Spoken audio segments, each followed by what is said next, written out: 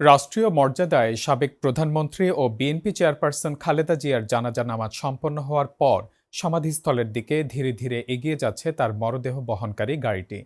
তার জানাজায় জাতীয় সংসদ ভবনের মাঠ ও মানিক মিয়া এভিনিউ সহ আশেপাশের সব রাস্তা জুড়ে দেশের বিভিন্ন প্রান্ত থেকে আগত বিপুল সংখ্যক মানুষ উপস্থিত ছিলেন।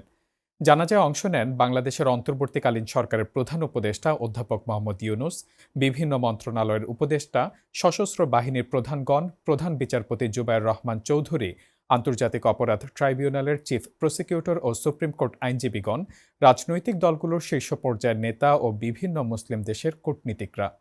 জানাজায় উপস্থিত ছিলেন খালেদা জিয়ার বড় ছেলে ও বিএনপির ভারপ্রাপ্ত চেয়ারম্যান তারেক রহমান এবং কেন্দ্রীয় নেতারা। সংক্ষিপ্ত বক্তব্যে তারেক রহমান বলেন, খালেদা জিয়ার কোনো আচরণ বা কথায় যদি কেউ কষ্ট পেয়ে থাকেন, তার পক্ষ থেকে তিনি ক্ষমা প্রার্থী। এছাড়া যারা খালেদা জিয়ার কাছে ঋণী, তাদের ঋণ পরিশোধের ব্যবস্থা নেবেন তিনি।